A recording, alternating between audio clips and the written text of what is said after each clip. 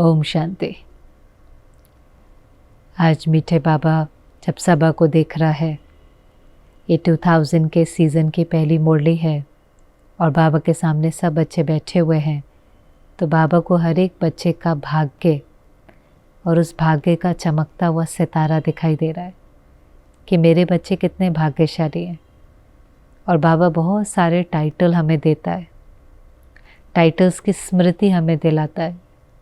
तो आज भी बाबा ने कहा कि बाबा अपने holiest, highest, luckiest, sweetest, richest बच्चों को देख रहा है, क्योंकि हम कई बार अपनी हद की दुनिया में इतने फंस जाते हैं, उलझ जाते हैं कि हम भूल ही जाते हैं कि हम कौन हैं और बेहद में हमारा कितना विशेष पार्ट है। और फिर एक एक टाइटल को बाबा ने स्पष्ट किया, क्योंकि क्या होता है, हमें टाइटल पहले मिलते हैं, हम क्लेम बाद में करते हैं।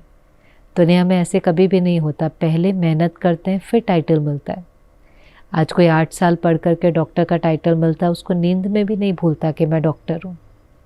अभी इलेक्शंस हुआ, इतनी मेहनत कर कर कर के कोई प्राइम मिनिस्टर बनता है, कोई चीफ मिनिस्टर बनता है, उसको भूल ही नहीं सकता अपना टाइटल। पर हमारे साथ क्या होता है कि हम बच्चे बने, बाबा को पहचाना, तो जैसा बाप वैसे बच्चे, तो जो बाप के टाइटल वो सारे टाइटल हमको मिल जाते हैं। इस तरह से जैसे अगर कोई किंग है तो उसका बच्चा तो प्रिंस हो गई, तो ऐसे बाबा जो है, जितने टाइटल बाबा के हैं वो सारे हमारे हैं। पर क्योंकि हमारा अंतिम जन्म है, आत्मा अंदर से कंगाल है, तो वो टाइटल तो हमारे हैं, लेकिन वैसा बनने की मेहनत हमें करनी पड़ती है।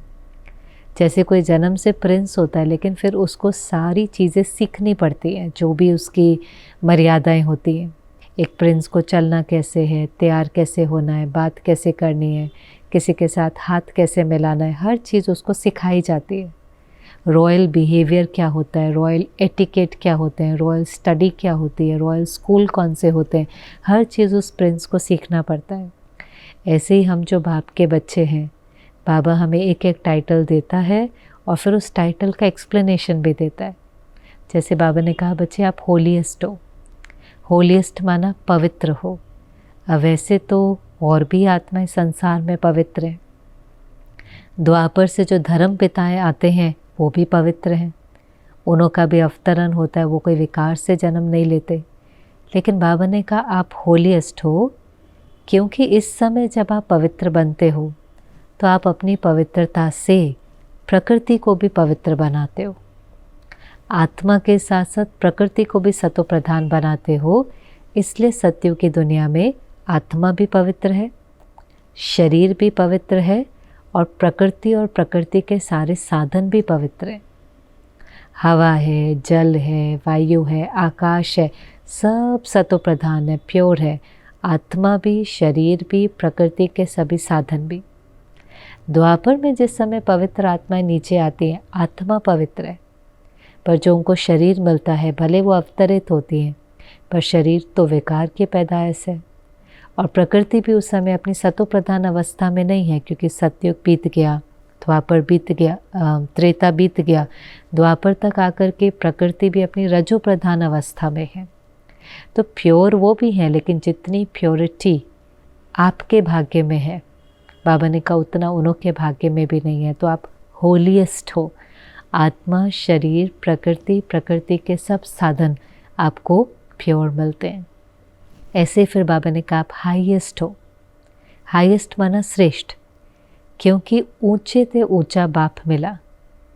ऊंचे से ऊंचा बाप पढ़ाने वाला टीचर बना, वो सतगुरु बना, तो कितने ऊंचे बन गए। दुनिया में भी कहते हैं ना, किसी को पूछो, कई लोग कहते हैं आपका पर्पस क्या है लाइफ में, तो कहेंगे अपना हाईएस्ट वर्जन बनना। अब हाईएस्ट वर्जन होता क्या है वो कई बार किसी को नहीं पता होता। ये बाबा ने हमको बताया कि मनुष्य से देवता बनना, वो है हमारा हाईएस्ट वर्जन, एलिवेटेड वर्जन, श्रेष्ठ वर्जन, वो हमारा लक्ष्य है। और उसके लिए, उतना श्रेष्ठ बनने के लिए अंदर को श्रेष्ठ बनाना है। तो बाबा ने कहा चाहे आपके संकल्प हैं, दृष्टि है, वृत्ति है, भावना है, कृति है, सब श्रेष्ठ हो गई। मन में उठने वाला एक एक संकल्प श्रेष्ठ है।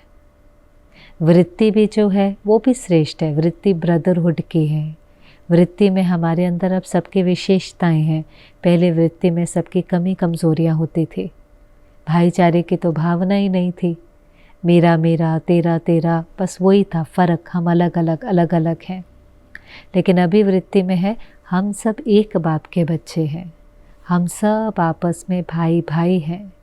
आत्मिक दृष्टि है। पहले कहाँ हमने किसी को आत्मा के रूप में देखा? देह दिखाई देता था, पोजीशन दिखाई देती थी, अमीर है, गरीब है, मेल है, फीमेल है, हिंदू है, मुस्लिम है, इंडियन है, अमेरिकन है, गोरा है, काला है, बस यही भान था। न ये पता था कि मैं हूँ, आत्मा हूँ, न कभी किसी को आत्मा देखा। क्योंकि जिसको जिस चीज़ का भान होता है वो वही चीज़ दूसरे में देखता है। ये बहुत एक फैक्ट की बात है। समझो किसी को अपनी सुंदरता का भान है, वो हर एक में यही देखता है कौन सुंदर है, कौन काला है, कौन गोरा है। किसी को गाड़ियों का बहुत शौक़ है, उसको गाड़ियों का भान है, वो सबकी गाड़ी देखता है। किसी को जूतों का शौक़ है, वो सबके जूते देखता है। किसी को कपड़े का शौक़ है, वो कपड़े देखता है। किस चीज़ का मुझे भान है, किस चीज़ की कॉन्शियसनेस है। अब धीरे धीरे भान आया, अरे ये सब विनाशी है, ये सब अक्वायर्ड है, मैं आत्मा हूँ। जैसे अपने को आत्मा देखना शुरू किया, दूसरे को भी आत्मा देखना शुरू किया, तो वृत्ति भी बदल गई, दृष्टि भी बदल गई, भावना। पहले किसी के प्रति कोई भावना, किसी के प्रति कोई भावना। अब बाबा ने कहा हर एक के प्रति रहम की भावना, कल्याण की भावना। कर्म भी श्रेष्ठ, कोई कैसे भी कर्म करे, बच्चे आपको सुख देना है। अपकारी पर भी उपकार करना है। गाली देने वाले को गले लगाना है, धोखा देने वाले को दुआ देनी है, तो कितने श्रेष्ठ कर्म हो गए, तो हाईएस्ट बन जाते हैं। ये जब हम इंटरनल लेवल पर परिवर्तन लेकर आते हैं तो हमारी बाहर की सृष्टि भी बदल जाती है। ऐसे बाबा ने कहा आप लकीएस्ट हो।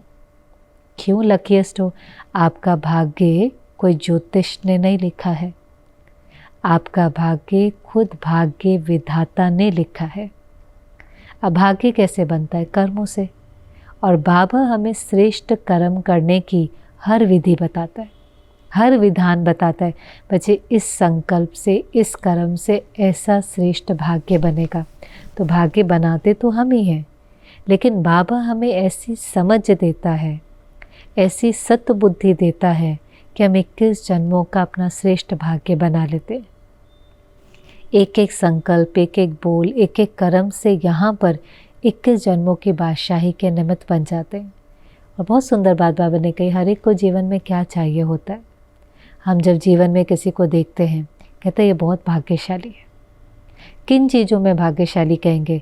अगर एक तो आजकल मेजॉरिटी तो वेल्थ, अगर कोई बहुत संपन्न है, बहुत अच्छी सैलरी है, बहुत सुख साधन है, कहेंगे बहुत भाग्यशाली है। पर फिर भी बाबा ने कहा हेल्थ, वेल्थ और हैप्पीनेस। अगर किसी के जीवन में स्वास्थ्य भी है, खुशी भी है और हर प्रकार की संपन्नता भी है, सुख साधन भी है, हेल्थ भी है सॉरी, तो उसको देखकर कहेंगे ये तो बहुत भाग्यशाली है, सब कुछ है, भगवान का दिया इसको सब कुछ है। तो बाबा ने कहा सत्युग में आपको सब कुछ है, हेल्थ भी है, हमको पता ही है, वहाँ पर तो काया ही निरोगी काया है, कोई बीमारी तो है ही नहीं, कोई डॉक्टर हॉस्पिटल तो है ही नहीं, आयु भी 150 वर्ष है। और फिर भी शरीर ऐसे छोड़ेंगे, बहुत आराम से साक्षात्कार होगा कि जाकर के छोटे बच्चे में आत्मा प्रवेश करेगी, केवल कपड़ा बदल रहा है। तो कोई शरीर छोड़ना भी दुख की बात नहीं है, कोई ग्रीफ नहीं है, एक सेलिब्रेशन है।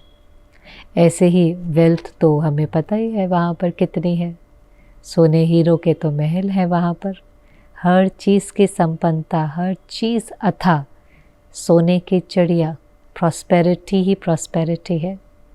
और हैप्पीनेस तो बाबा कहता है वहाँ पर दुख की विद्या ही नहीं है, यहाँ पर इतने प्रकार के दुख हैं। और आप देखो सत्युग में दुख की विद्या ही नहीं है, हमें दुख की लहर ही नहीं आएंगी, किसी में 5 भूत ही नहीं है, न हमारे विकार हैं न उनके विकार हैं, तो कोई दुख की बात ही नहीं है। और यहाँ पर हर कोई कंगाल है, हर किसी के अंदर 5 विकार हैं, सर्वव्यापी हैं। इसलिए बाबा ने कहा हर कोई एक दूसरे को कांटा चुभोता रहता है। तो लकीएस्ट इन द वर्ल्ड हैं, क्योंकि भाग्य विधाता ने खुद आपका भाग्य बनाया है। फिर रिचेस्ट इन द वर्ल्ड है। क्यों? क्योंकि ब्राह्मण आत्मा है, और ब्राह्मण आत्माओं का इस समय क्या है? हर कदम में पदम। जो अपने को ब्राह्मण समझता है, तो बाबा ने कहा इस समय आपके हर कदम जो आप बाबा की याद में उठाते हो, हर कदम जो आप बाबा की याद में, कर्म भी बाबा की याद में करते हो, उसमें पद्मों की जमाई है। आप क्षत्रिय नहीं हो, ब्राह्मण हो, और ब्राह्मण आत्मा का इस समय बहुत बहुत श्रेष्ठ भाग्य है। तो रिचेस्ट इन द वर्ल्ड हो। अभी भी आप देखो जिस प्रकार के रिचनेस हमारे पास है, ज्ञान की शक्ति, गुणों का खजाना, शक्तियों का भंडार, परमात्म साथ, परमात्म दुआएं, परमात्म पढ़ाई, ये कोई कम भाग्य है? इन चीज़ों की संगम युग पर वैल्यू है। जिसके पास ये नॉलेज है, विजडम है, एजुकेशन है, वो रिचेस्ट इन द वर्ल्ड है। और फिर वो इससे ऐसे कर्म करता है जो 21 जन्मों की विश्व की बादशाही भी ले लेता है। तो होलीस्ट भी हैं, हाईएस्ट भी हैं, रिचेस्ट भी हैं, लकीस्ट भी हैं, स्वीटेस्ट भी हैं।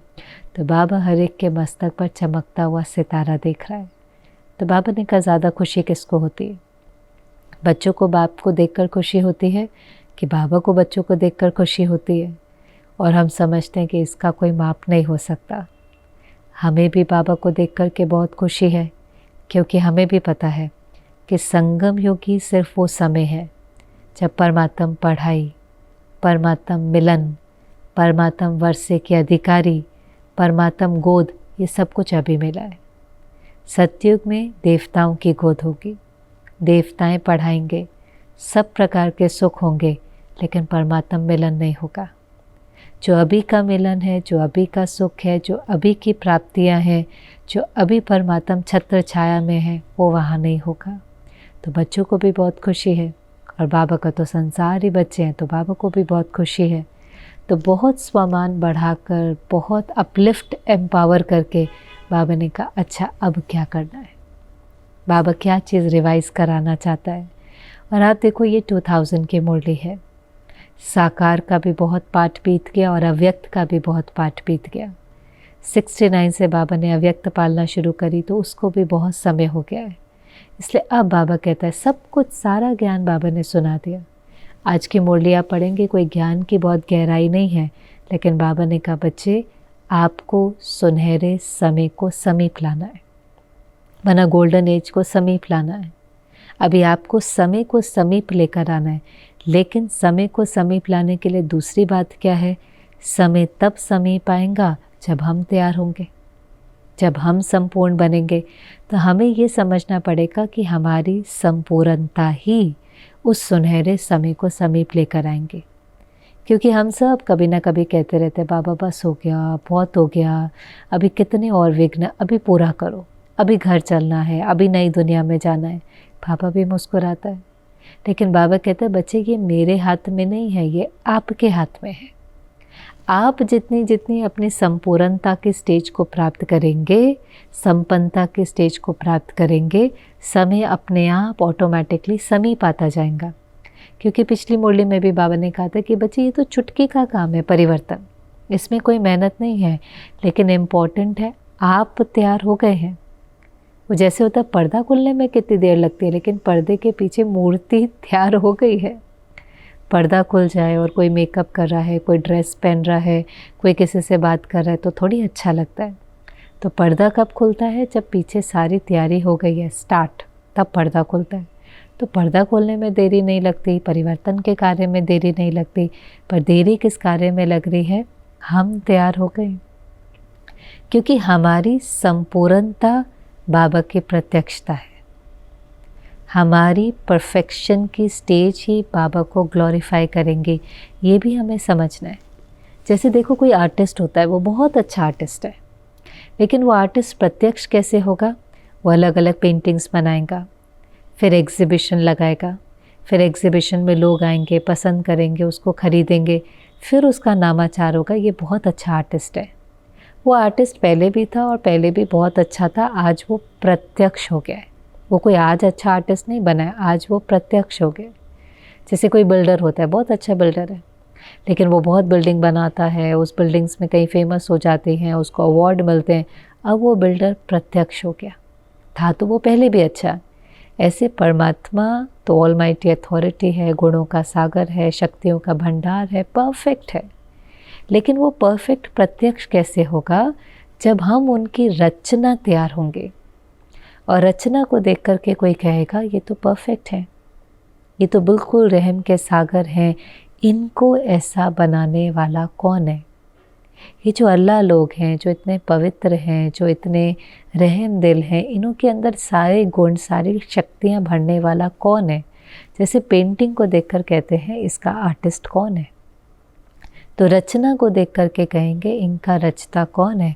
तो बाबा कहते, बाबा भी वो चाहता है कि सब तरफ ये लहर हो, कि सब कहें आ गए आ गए आ गए। शिव शक्तियाँ भी आ गई, पांडव सेना भी आ गए। वो अपना गीत है ना, शिव शक्तियाँ आ गई, वो बजाते हैं हम नवरात्रि पे कई बार, बड़ा सा गीत है। घर घर में जिनकी पूजा होती है वो देवियाँ आ गई। पर वो दुनिया वाले कहें कि हमारा बाप आ गया है, शिव शक्ति सेना, पांडव सेना आ गई है। लेकिन उसके लिए हर एक को पहले संपन्न और संपूर्ण बनना पड़ेगा। जैसे बाबा ने कहा, आप शिवरात्रि पर सेरेमनी करते हो, झंडा लहराते हो, ऐसे हर एक अपने दिल में शिव बाबा का झंडा लहराए, फिर हर एक औरों के दिल में ये झंडा लहराए, हर एक के दिल से निकले कि हमारा बाप वो भगवान आ गया है, जिसको हम ढूंढ रहे थे वो आ गया है। क्योंकि बाबा ने कहा, बाबा जब अमृत वेले चक्कर लगाता है तो बाबा को तो बहुत रहम आता है कि दुनिया में लोग मौज में भी हैं, अल्पकाल की मौज में भी हैं, लेकिन मूंझे हुए भी हैं। जैसे वो चीज़ होती है ना कि किसी चीज़ को दीमक खा जाती है, तो बाहर से वो ठीक लगता है लेकिन अंदर से बिल्कुल खोखला होता है। हमारी दुनिया की हालत ऐसी है, बाहर से बहुत चकाचौंध है, हर एक मकोटा पहन कर रखता है, हर एक बाहर से दिखाता है कि हम बहुत खुश हैं, हम बहुत सफल हैं, लेकिन थोड़ा सा उसको ठोको तो अंदर में कितना दुख है, कितना दर्द है, कितनी बातें पकड़ के रखी हैं, कितनी नेगेटिविटी है, कितना खालीपन, अकेलापन है, कितने उदास, निराश, डिप्रेशन में है। तो बाहर सब कुछ ऐसा लगता है बहुत सफल हैं, बहुत खुश हैं, बहुत सुंदर हैं, सब कुछ है, लेकिन अंदर से कई बार खोखले होते हैं। तो बाहर से मौज में है लेकिन अंदर में सब मूंझे हुए हैं, क्योंकि इतना सब प्राप्त करने के बाद भी वो सच्ची खुशी, अतीन्द्रिय सुख की अनुभूति नहीं है। तो बाबा ने कहा, बाबा को तो बहुत रहम आता है, आप भी तो दाता के बच्चे हो, मास्टर दाता हो, आपको रहम नहीं आता? आपको नहीं आता कि अब हम तैयार होकर के इन आत्माओं को भी सकाश दें, इन्हों को भी अपना खोया हुआ बाप, खोया हुआ वर्षा मिल जाए? तो बताओ, बाबा ने बच्चों को पूछा, बताओ कब तैयार हो रहे हैं, कब पर्दा हटाएं, कौन पर्दा हटाएगा? तो किसी ने कहा ड्रामा। अब ड्रामा को भी वो घड़ी तक कौन लेकर के आएगा? ड्रामा में भी जो घड़ी निश्चित होती है वो हमारे कर्म से निश्चित होती है। ड्रामा क्या है? ड्रामा वही तो है कि जो कर्म हमने किया वो लौट करके आ रहा है, और वही तो लौट करके आता है जो हमने भेजा है। ड्रामा को भी तो हम ही, उस कॉन्सिक्वेंस को ड्रामा में नोंदते तो हम ही है ना, वो अपने आप थोड़ी ना नोंदता है। तो बाबा ने कहा, जब तक आप श्रेष्ठ कर्म करके उस श्रेष्ठ अवस्था तक नहीं पहुँचेंगे तो ड्रामा में भी वो सीन कैसे आएंगे? फिर बाबा ने कहा, कौन पर्दा हटाएगा? तो किसी ने कहा बाबा हटाएंगे, बाबा डेट देंगे। तो बाबा कहते, बाबा का तो महामंत्र है, अभी, कल थोड़ी ना, आज और अभी। तो अभी तैयार होंगे? फिर भी सभी ने कहा नहीं बाबा आप डेट दो। दादियों ने भी कहा आप डेट दो, बाबा जो डेट आप देंगे सब मानेंगे। तो बाबा ने कहा पक्का है? बाबा डेट दे। और फिर बाबा ने डेट दी। वैसे तो बाबा हमें कहता है डेट फिक्स करने के लिए, लेकिन बाबा ने फिर भी कहा बाबा सबको 6 मास देता है, और 6 मास के बाद जो महीना पड़ता है वो है मई का। तो बाबा ने कहा 6 मास के बाद जब मई आती है तो सब मैं में तब तक सबका पूरा हो जाए। जो मैं में है, देह अभिमान का मैं में, और जो सेवा के विस्तार का मेरा मेरा है तो बॉडी कॉन्शियसनेस ही, मैं और मेरा, ईगो और अटैचमेंट। पहला तो मैं होता है, सूक्ष्म रूप का, मोटे रूप का भी मैं होता है। पहले तो मैं मोटे रूप का होता है, मेल फीमेल हूँ, पोजीशन का अहंकार, फिर सूक्ष्म रूप में जब बाबा की सेवा में लग जाते हैं तो भी तो अहंकार आ जाता है। मैं इंचार्ज हूँ, मैं बहुत अच्छा कोर्स कराता हूँ, मैं बहुत अच्छा मेडिटेशन टीचर हूँ, मैं बहुत अच्छा सोचता हूँ। मैं का अभिमान, विशेषताओं का अभिमान, बुद्धि का अभिमान, फिर सेवा की जो प्रवृत्ति है, मेरा सेंटर, मेरा स्टूडेंट, मेरा घर, मेरे बच्चे, मेरा धंधा, सब कुछ जो हमने अक्वायर किया है, सब कुछ जो हमने अक्वायर किया है, तो मैं और मेरा ईगो और attachment, superiority complex, inferiority complex, ये मैं और जो मेरा की चक्री बाबा ने बहुत बार समझाई है, जो गिराने के निमित्त बनती है। इसलिए बाबा कहता है मैं के आगे लगा दो मैं आत्मा और मेरे के आगे लगाओ बाबा। और मैं को जो बाबा ने टाइटल्स दिए, कितने टाइटल दिए, जैसे आज भी कितने title, holiest, highest, richest, luckiest, sweetest, और भी तो कितनी किताब है हमारी। मैं शांत स्वरूप, प्रेम स्वरूप, मैं ऑलमाइटी अथॉरिटी का बच्चा, मैं राइट हैंड, मैं मददगार, मैं खुदाई खिदमतगार, मैं रूहानी गुलाब, मैं बाबा के नैनों का नूरे रत्न, सिरताज। अनलिमिटेड लिस्ट है, पर वो मैं भूल करके हमें मैं क्या याद रहता है, मैं इंचार्ज या मैं मेडिटेशन टीचर। निमित्त नहीं, भूल जाता है कि मैं निमित्त। कभी भी नहीं हम कह सकते मैं टीचर, मैं निमित्त। पर इस सब के अंदर मेहनत लगती है, क्योंकि जो जो हमें मिलता है बहुत सटल भी हो सकता है। मैं सुंदर, मैं धनवान, मैं हिंदू, मैं बहुत ज्ञान में चलने के बाद भी अंदर अंदर मेहनत नहीं करो, अंतर्मुखी नहीं हो, अंदर में बैठ कर के देखो नहीं, तो वो चीज़ें कई बार ज्ञान में चलने के बाद भी चलती रहती हैं। हमारे देह के धर्म की धारणाएं भी साथ में चल रही होती हैं, ज्ञान भी चल रहा होता है, वो भी चल रहा होता है। इसलिए बाबा ने कहा इसको ख़त्म करो, जीवन मुक्त स्थिति का अनुभव करो। जीवन मुक्त स्थिति एक तो सत्युग की है ही, जीवन मुक्ति, लिबरेशन इन लाइफ, लेकिन वो नेचुरल है, वहाँ कोई विघ्न नहीं, कोई परिस्थिति नहीं, कोई पुराने संस्कार नहीं। लेकिन बाबा ने कहा संगम युग की जीवन मुक्त स्थिति, संगम युग पर तो 63 जन्मों का बोझा है हर एक के सिर पर, तो विघ्न भी आएंगे, परिस्थितियाँ भी आएंगी, अपने पुराने संस्कार भी बाहर आएंगे, दूसरे के संस्कार भी आएंगे, लेकिन किसी भी चीज़ का प्रभाव नहीं पड़े। प्रकृति के साधन भी बहुत मिलेंगे, साधन यूज़ भी करने हैं, लेकिन साधनों का भी हमारे ऊपर प्रभाव नहीं पड़े।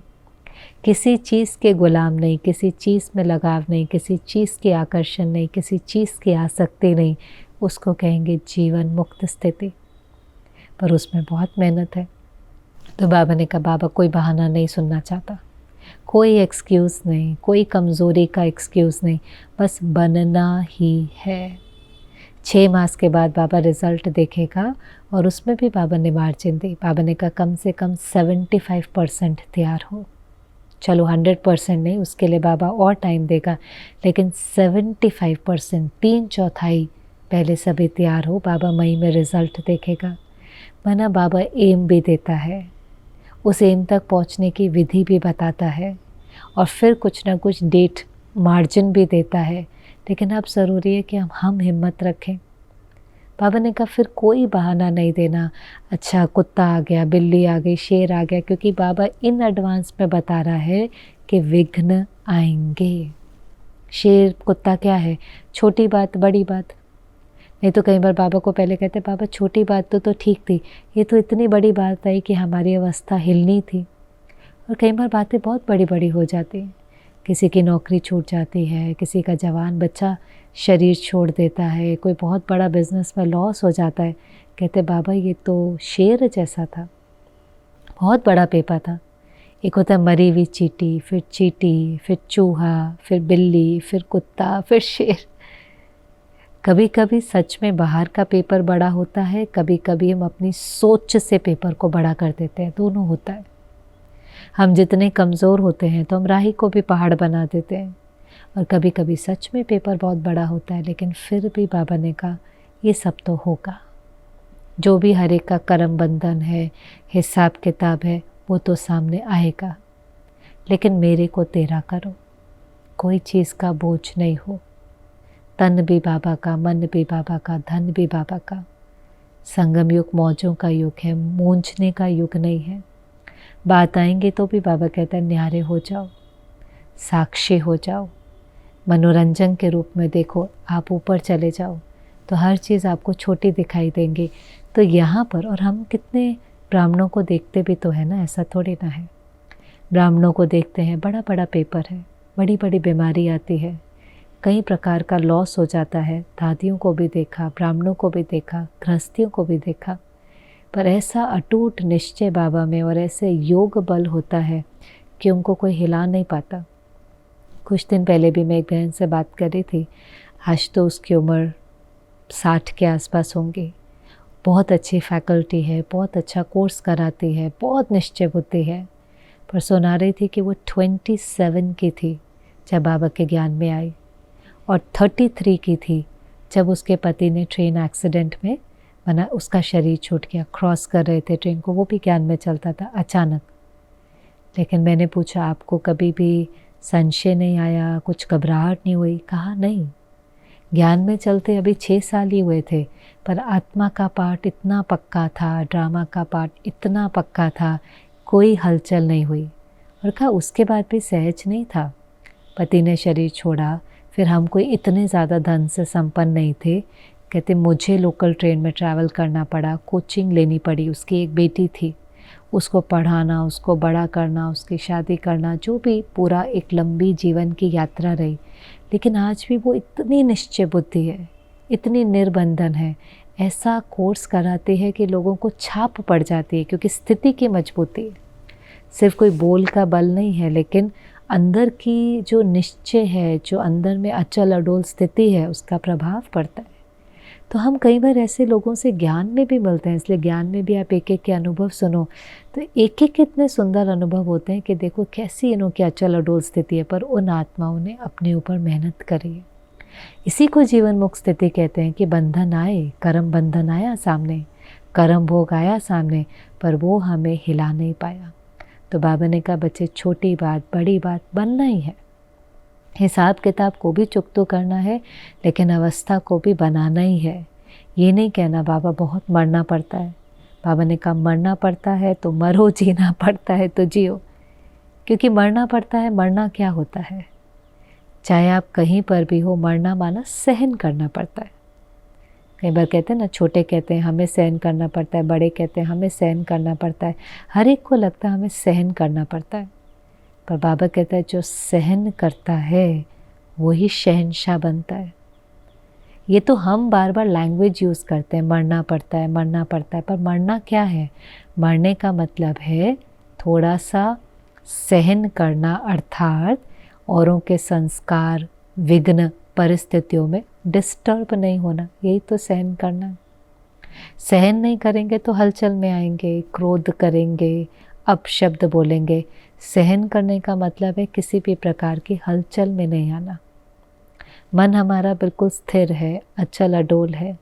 तो बाबा ने कहा ये कोई मरना थोड़ी ना है। एक मोड़े में बाबा ने कहा था, बहुत सुंदर चली थी, बाबा ने कहा था ये मरना नहीं है, ये तो धारणा के पेपर में नंबर 1 लेना है, ये तो और ही वर्षे के अधिकारी बनना है। बाबा ने कहा था यहाँ कोई मरता है ना तो कहते स्वर्गवासी हुआ, यहाँ तो कोई स्वर्गवासी नहीं होता। लेकिन गारंटी अगर ये वाला मरा, माना सहन शक्ति को धारण किया, उल्टा जवाब नहीं दिया, ईंट का जवाब पत्थर से ना दे करके प्यार से दिया, रहम किया, परिस्थितियों का सामना किया, तो बाबा ने कहा ज़रूर स्वर्गवासी बनेंगे। तो इस मरने में तो स्वर्ग में जाना है, ये मरना नहीं है, ये खुद का भी और अनेकों का कल्याण करना है। ये तो बहुत मीठा मरना है। इसलिए मरना मरना शब्द उस मुरली में बाबा ने कहा था ज़्यादा नहीं बोलो, क्योंकि मरना शब्द की क्वालिटी बहुत अच्छी नहीं है। और बाबा ने जो उदाहरण दिया था बहुत सुंदर। बाबा ने कहा कई बार चोर और डाकू आते नहीं हैं, पर हम कहते हैं चोर ना आ जाए, डाकू ना आ जाए, चोर ना आ जाए, तो ये संकल्प भय पैदा करता है। आया नहीं है, कुछ किया नहीं है, लेकिन संकल्प भय पैदा करता है। ऐसे ही झुकना पड़ेगा, मरना पड़ेगा, सहन करना पड़ेगा, ये होगा, ये होगा, ये भय पैदा करता है। बाकी तो जितना सहन करेंगे उतना अंदर में निर्बंधन होंगे, फ्री फील करेंगे। क्रोध कर देंगे, अपशब्द बोल देंगे, गाली दे देंगे तो पश्चाताप होगा, गिल्ट होगा, दिल शिकस्त होंगे, दुखी होंगे, दर्द में जाएंगे, खाली हो जाएंगे, बाबा से भी कनेक्शन नहीं जुड़ेगा।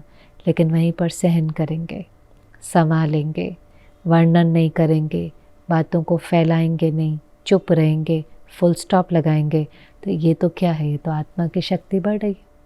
और जब आत्मा की शक्ति बढ़ेगी तो खुशी बढ़ेगी, अंदर में उसको अतीन्द्रिय सुख का अनुभव होगा। इसलिए बाबा ने कहा वो हाथ उठाए जो बनेगा, और फिर तो सब ने हाथ उठाया। तो बाबा ने कहा इन सब का फ़ोटो निकालो। बाबा बाद में, नहीं तो फ़ोटो क्यों कहता है कि बाबा बाद में हिसाब लेगा कि सब ने वायदा किया है कि 6 मास में मुझे अपने देह अभिमान को, मुझे अपनी ईगो कॉन्शियसनेस को, अपनी अटैचमेंट को, अपने मैं और मेरेपन को ख़त्म करना है। वही हमारे दुख का कारण है और वही हमें संपूर्ण बनने नहीं दे रहा है। फिर बाबा के सामने डबल विदेशी बैठे थे, तो बाबा ने उनको भी कहा डबल प्रतिज्ञा करो, मुझे बनना ही है। कोई बने ना बने, कोई करे ना करे, कोई झुके ना झुके, कोई सहन करे ना करे, मुझे बनना है। ओटे सो अर्जुन, मुझे ब्रह्मा बाबा को फॉलो करना है। मुझे फॉलो फादर ब्रह्मा बाबा के कदम पर कदम रखना है। क्यों?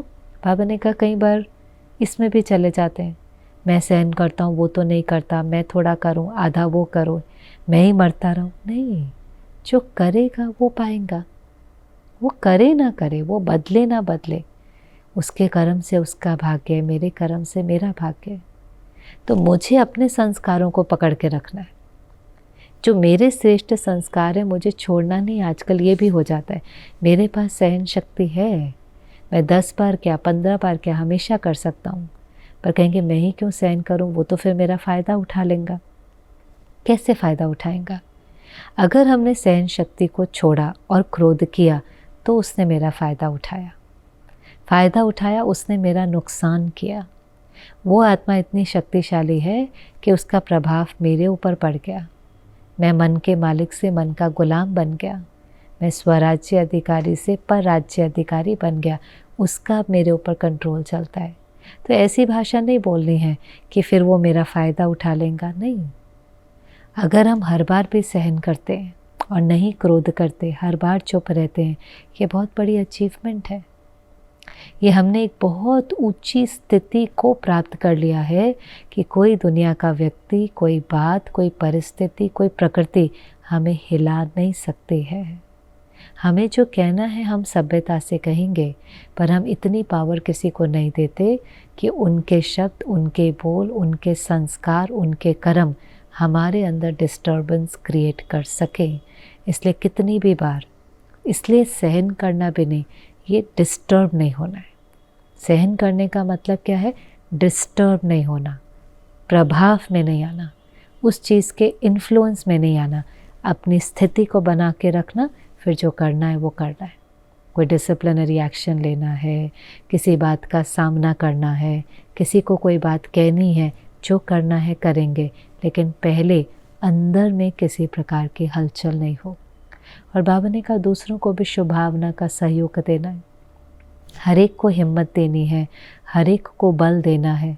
हिम्मत का एक कदम हमारा, 1000 गुना मदद बाप की। बाबा ने कहा हिम्मत कभी नहीं छोड़ना, हिम्मत में बहुत शक्ति है। क्योंकि हम क्या करते हैं, हिम्मत का कदम भी नहीं उठाते और कहते बाबा की मदद भी नहीं मिलती। पर विधान क्या कहता है? विधान कहता है एक कदम हिम्मत का हमारा, पदम गुना मदद बाप की। पर वो पहला कदम तो रखना पड़ेगा ना, चाहे रोज़ मुरली सुनने का है, चाहे अमृत वेला करने का है, चाहे ड्रिल करने का है, जो भी बाबा की श्रीमत है उस पर चलना, वो हमारी हिम्मत है। हम अलबेले हो जाएं, श्रीमत पर नहीं चले, मुरली नहीं सुने, योग नहीं करें, सात्विक भोजन नहीं खाएं, भूख नहीं लगाएं और सोचें मदद नहीं मिलती, मदद नहीं मिलती। कैसे मदद मिलेंगी? हिम्मत रखेंगे, श्रीमत पर चलेंगे, मन बुद्धि प्योरीफाई होंगी तो बाबा की शक्ति, बाबा की मदद को भी कैच कर पाएंगे। इसलिए इसमें अलबेले नहीं बनना है, खुद भी हिम्मत का कदम आगे बढ़ाना है, औरों को भी सदा हिम्मत देनी है, तो सफलता मिलनी ही है। निस्वार्थ पुरुषार्थ करना है, कई कई शब्द मुरली के बहुत अच्छे होते हैं। कई बार हम पुरुषार्थ करते हैं, उसमें स्वार्थ होता है। अच्छा, हम 21 दिन तपस्या करेंगे, फिर ये हो जाए, फिर इसकी बीमारी ठीक हो जाए, ऐसे भी पुरुषार्थ नहीं करना होता। हम कोई भी स्वार्थ के साथ क्यों पुरुषार्थ करते हैं? भोग करेंगे, 21 दिन भोग लगाएंगे। 21 दिन क्यों भोग लगाएंगे? भगवान को भोग लगा रहे, जीवन भर लगाएंगे। निश्चय रखेंगे हमारे साथ वो होगा जो अच्छा है, जिसमें हमारा कल्याण समाया है। हमारी कोई इच्छा नहीं है, हमारी बस यही इच्छा है, सब अच्छा है और सब अच्छे हैं। हमें निश्चय है कि ड्रामा में जो सीन होगी उसके अंदर कल्याण समाया है। हम पुरुषार्थ इसलिए कर रहे हैं कि हमारे अंदर इतनी शक्ति हो कि हम हर सीन के कल्याण को देख सकें और हर सीन में अपना एक्यूरेट पार्ट बजा सकें। ये इच्छा रखना कि ये हो जाए, ये ठीक हो जाए, वो हो जाए, ये भी पुरुषार्थ की विधि ठीक नहीं है। बाबा मैं नहीं समझती ऐसा पुरुषार्थ करने के लिए हमें कह रहा है, श्रेष्ठ सोचने के लिए कहता है, लेकिन फिर ये भी कहता है कि बच्चे जो हिसाब किताब है वो तो सामने आएगा ही ना। आपको हर सीन को देखना है, स्वीकार करना है, समझना है, एक्यूरेट है, और उसके अंदर के छिपे कल्याण को देखना है। क्या सिखाने आई है, कौन सी शक्ति बढ़ाने आई है, कौन सी बात मुझे बताने के लिए आई है, अंदर में कौन सा विकार है जिसको ट्रिगर कर रही है, डर है, चिंता है, उसको ख़त्म करने आई है, स्वमान को बढ़ाने आई है। तो पुरुषार्थ हम करें, लेकिन पुरुषार्थ स्वार्थ वाला नहीं हो, पुरुषार्थ शक्ति को बढ़ाने के लिए हो। आत्मा बल बढ़ेगा, आत्मा की शक्ति बढ़ेंगी तो ऑटोमेटिकली बाहर सृष्टि बदलना शुरू हो जाएंगे। तो बाबा ने कहा आप भी जीवन मुक्त स्थिति का अनुभव करो, स्वराज्य अधिकारी बनो, मन को ऑर्डर से चलाओ, मन को कंट्रोल करो। और अभी अभी बाबा ने फिर 5 मिनट की ड्रिल कराई कि मन के मालिक बनकर मन को ऑर्डर से चलाओ और अभी अभी अशरीरी और विदेही बन जाओ। जहाँ मन को लगाना चाहो, अभी अभी चाहो देह के संबंध, देह के पदार्थ से मुक्त होकर के मैं बिंदी हूँ, बिल्कुल न्यारे होना चाहो तो मन आपका ऑर्डर माने। जो सोचना चाहे, जहाँ मन को लगाना चाहे, जितना समय लगाना चाहे, स्वराज्य अधिकारी के सीट पर सेट हो। और फिर लास्ट में एक छोटी सी मुलाकात थी। हर मुलाकात भले किसी भी ग्रुप के साथ हो, पर उसके अंदर बहुत राज समाये होते हैं और वो शिक्षाएं हम सब के लिए होती हैं। अब ये ग्रुप भी जो बाबा के सामने था, कॉल ऑफ टाइम के गेस्ट थे। कॉल ऑफ टाइम जो रिट्रीट चलती है, 5 खंडों के बहुत विशिष्ट व्यक्ति बाबा के सामने खड़े। और बाबा ने कहा कि आप भी कितने लकी, कोटों में कोई हो और कोई में कोई हो जो यहाँ पहुँच गए। और सच बात है, पहले तो विशिष्ट व्यक्ति, उन्हों के वहाँ अपने देशों में रिट्रीट होती है, फिर उसमें से सबको इनविटेशन देते हैं, कोई कोई स्वीकार करता है, कोई फिर मधुबन तक पहुँचता है।